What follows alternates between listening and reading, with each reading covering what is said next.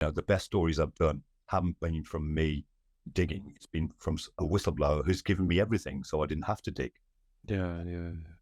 And that's where you get the best stories from, is people who come to you. And these days, with all this data around, you get these encrypted messages, or somebody's going to, give me a data leak.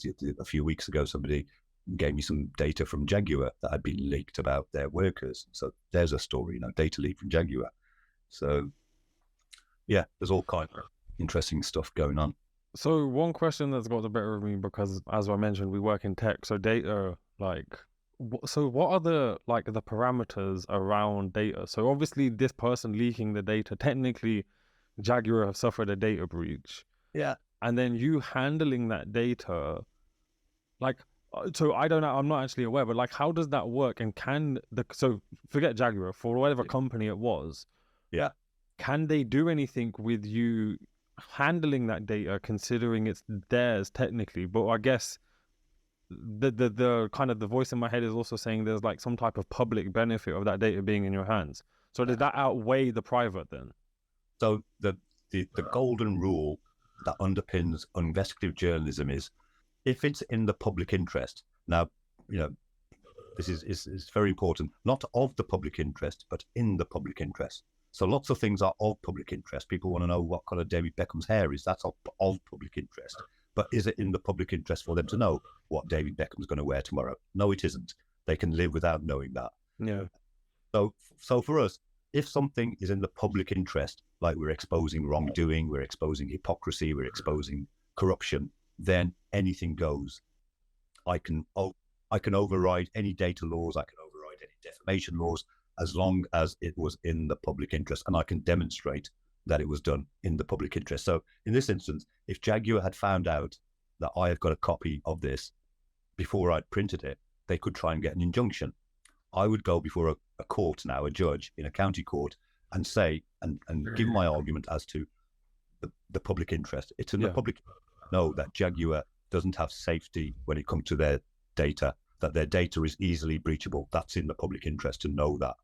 So, we would have won the argument, and the judge would have said, actually, okay, it has been stolen. It is in breach of data, but it's in the public interest to know this. And so that's how we get away with a lot of things, is because it's in the public interest. So if it's in the public interest, I can lie to a certain extent. I can pretend I'm somebody I'm not. I can surreptitiously record you without telling you. I can do undercover filming. What I can't do, obviously, is play agent provocateur, as they say. I can't put words in your mouth. Yeah. I can't make you do something that you wouldn't already have done, etc. So yeah, it's the public interest that underpins the investigation. So say, for argument's sake, the data that you got from Jaguar had nothing in it. So you read through it and there was nothing of public interest. At that point, because there's no story, there is no case. But could the company, if they knew you had the data, still say or do anything? No, it wouldn't be in their interest to make a fuss over a story that didn't happen. Fair, yeah, that's what I thought. Okay, no, it's just interesting, as in that died and it wasn't, just curiosity gets the better of me. It's a good curious, because actually everyone's curious. Journalism is such a kind of closed shop. No one really knows how we get our stories, how we do things. It is quite a mysterious industry.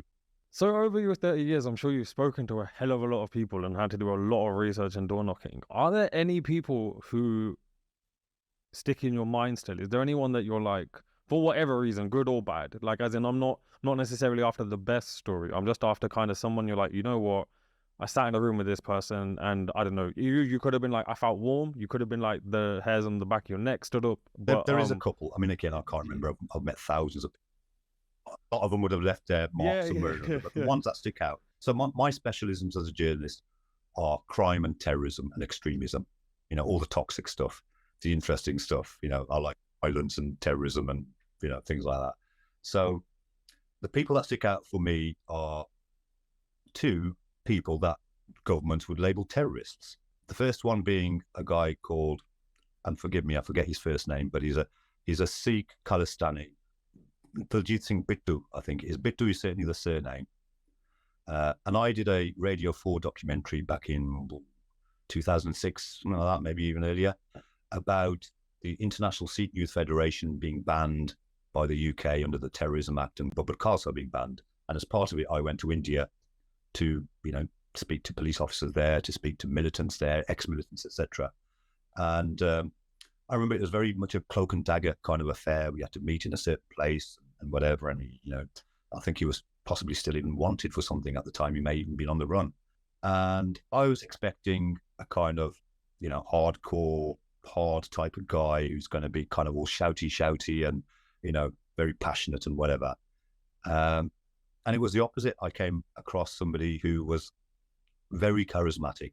There was something warm about him. There was something honest about him. I mean, I remember, as part of your interviewing technique, I wouldn't say you try and rile somebody, but you try and provoke an emotion out of them. So I remember asking him directly, have you ever killed anybody in the name of Khalistan? And he never answered the question directly. I mean, he'd be a fool if he said, yes, I have. But the way he answered it was really good, as in he kept saying, I've been arraigned for 24 murders, but I've never been convicted of any.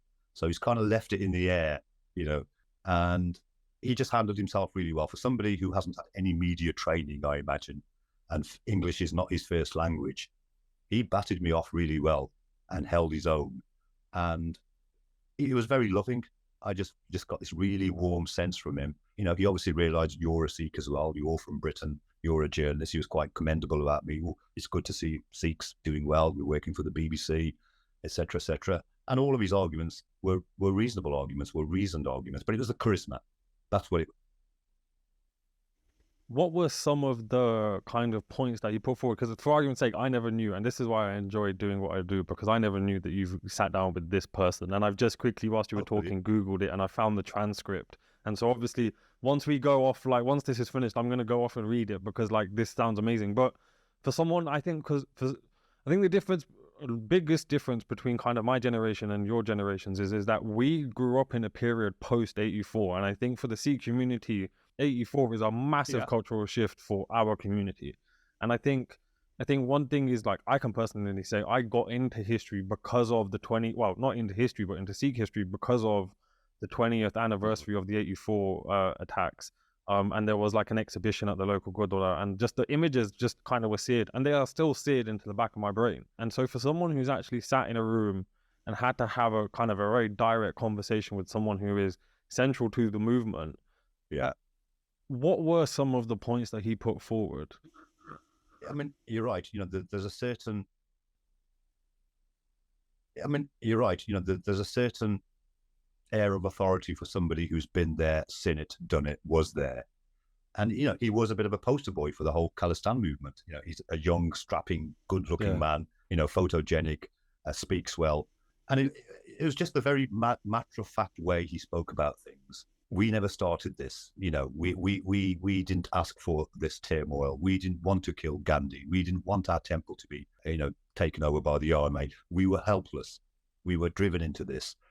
And the point he kept making again and again is, when I kept saying to him, well, there have been killings by Khalistanis. You have ground Punjab to a halt in certain times. There have been innocent Hindus that have been murdered, so-called, by Khalistanis. And his point was, quite rightly, how bad must a person feel that they do that? He was saying we had people who joined the Khalistan movement were young graduates, people who had a great career ahead of them, people who were trained to be lawyers and doctors and were going to go abroad.